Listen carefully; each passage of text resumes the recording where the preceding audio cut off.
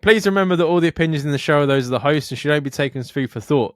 We're in no way telling you to do anything. Everything is kept anonymous for the safety of the listeners and no information is shared to anyone else. If you are easily offended by people's opinions or views, then thank you for making it this far, but this is not the podcast for you. So see you later. And please enjoy the rest of the show.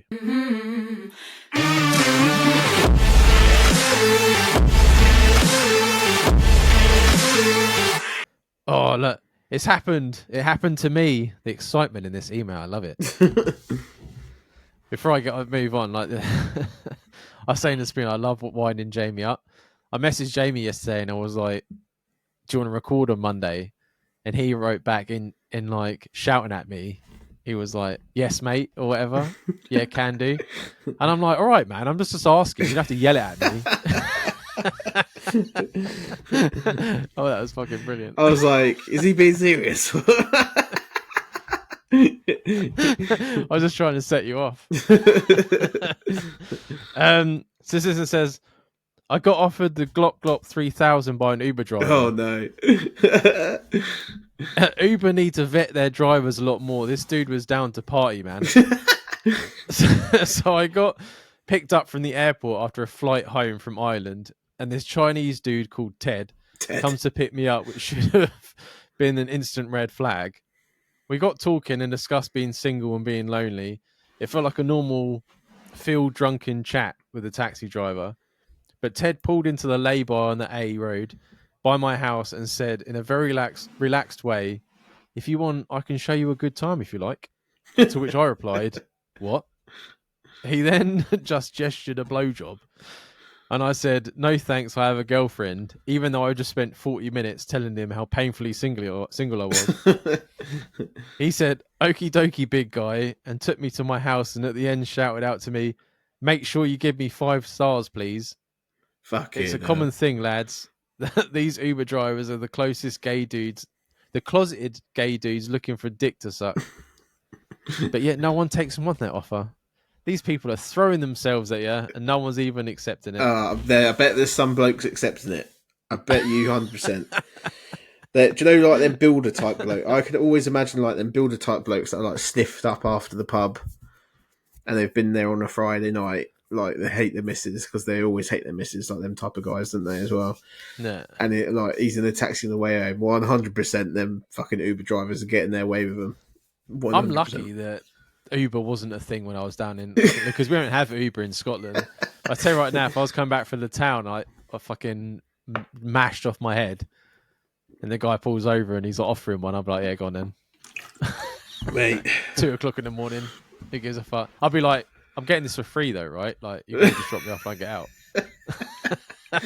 I'd be worried it was fucking. I'd be worried he's like a serial killer or something, man. I'd like as soon as he said it to me, I'd like barrel roll out of the car, thinking this is the end. Jamie like a fucking deer in headlights. His eyes would be like, what did you just say? I'd be like, what? You just hear me trying to get my fucking belt undone and just jump out. You just be running with it on. So I've still got the belt on, you're hanging outside of the car. I mean, they must be fucking bored. You know what I mean? Like, oh yeah, listening to people all day and then the Uber driver. Because I went through. Me and Charlotte had a date night Saturday after I finished work, and we went to Berkhamsted. So it's quite a long journey. So we were chatting to the Uber driver. And he was like, oh, we do like 40 to 50 drops a night. 40 to 50 drops a night, bruv. I was thinking, he was like, yeah, we don't do like 8 hours. We do like 12-hour shifts. He does 6 to 6 in the morning. Jesus fuck. I was like, mate, you're crazy. Because he was moaning that Berkhamsted don't have Uber. So he takes me out there and there's no fare to go back. Oh, of course, yeah. So he's essentially begging for a tip. And I was thinking, you little fucking weasel. But I'll give him one anyway. I only give 10%.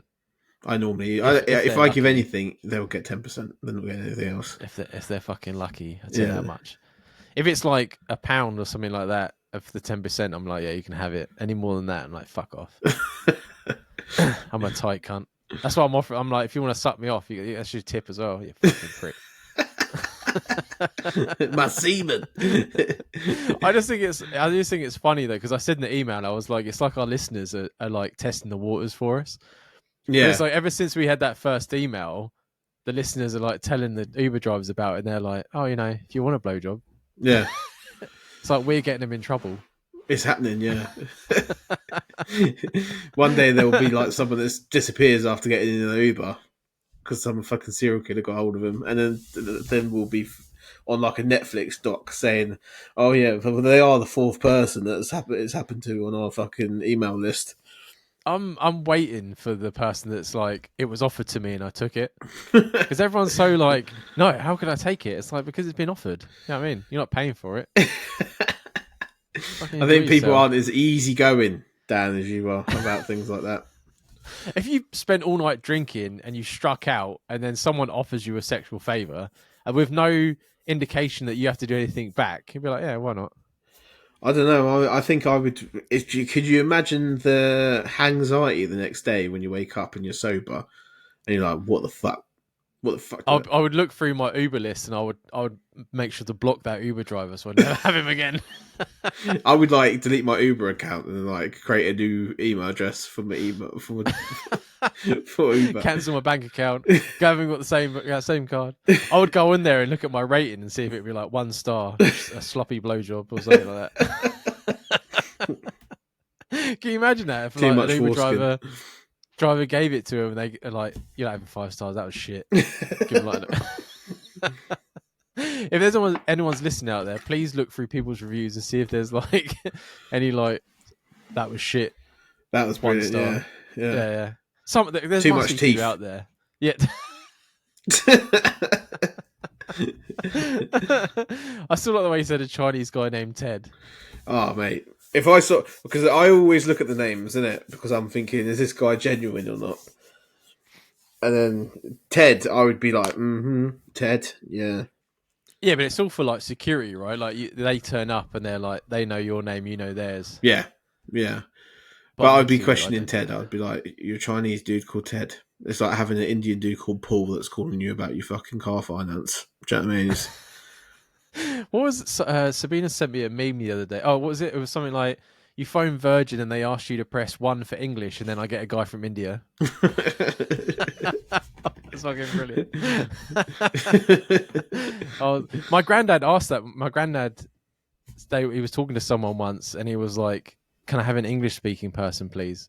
And I was like, "You can't say that." And he was like, "But I don't understand what they're saying." And I'm like, "Yeah, but I think that's racist, granddad." I was like, "I don't think you could say that." I just happened to be there once when my mum and dad got a sofa bed delivered. But SES had fucked it up and they've sent the actual just the sofa version instead of like the sofa bed version.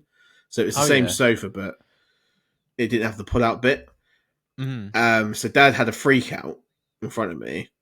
And he's like, I'm going to have to wait for your mum to call him when she gets back. And I was like, well, we'll just call him now because they're probably down the road. They could just take it again. Yeah. And he was like, okay.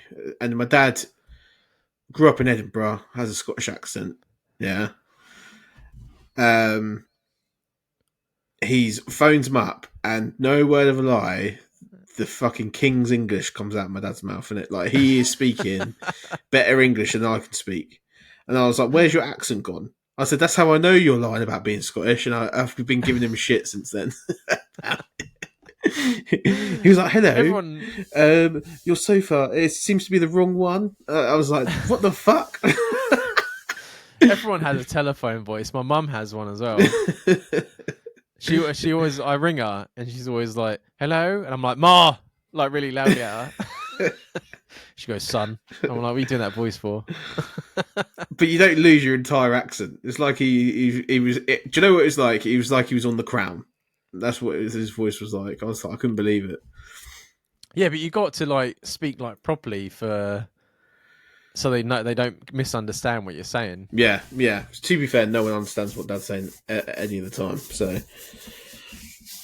well, when he gets drunk, it's harder. He's all right when he's all right, but yeah, when he starts drinking, I don't think it's his accent. I think it's because he mumbles. Because I do this, I mumble as well, and people struggle with me sometimes. And I've got an English accent, so I think the accent makes it worse. But he does mumble. Yeah, I mumble too. Someone copped my fucking coffee order up the other day, and I'm like, I'm not even gonna fucking bother. Yeah, because you know it was you. No, I'm pretty sure I said iced, and they give me a hot one. I'm like, fuck it. It's the fucking point. They just sometimes I don't know. My brother wants to be a barista, but I just think myself like they're just so fucking lazy sometimes. Yeah, I think it depends where they end up as well. I don't know. There's this in our Starbucks at the minute. There's this big fella who he just lines the coffees up on the counter. Doesn't shout anyone's name. What, he can't even bring himself to shout someone's name out. No, he just puts them on the counter and just lets them sit there. I would just start taking email, them all, and then when you realise, have you got a coaster for you? Just put them in the floor and then walk off. And then there's this like emo looking girl who just looks at you like you're like the fucking sin of the earth. Mm. You know what I mean? But they don't call it out. Like even the woman that does, like, she just says it in a normal voice, like Daniel. I always think when I go into Starbucks, they're very similar. They're obviously their recruitment process very similar to CEX, where they've always got like gothic people with like green hair in there and shit like that. I always think I would go in. There's at least 3 girls with daddy issues fucking behind that fucking counter normally. What pisses me off in that place as well is that there's no less than 6 people behind that fucking counter. Yeah. There's always one person that's taking the fucking cashier orders, and the others are just doing nothing. And they've taken like 20 coffee orders, and the 5 people behind the coffee machine hadn't even started yet. Mm. You're just fucking standing there. So. Do you know what sums it up very well? Which the Flash movie wasn't very good for many things, but it was good for at the beginning where he's like got to save all them babies. Oh yeah, and he starts off by trying to do his order, but his usual person isn't there, like a sandwich.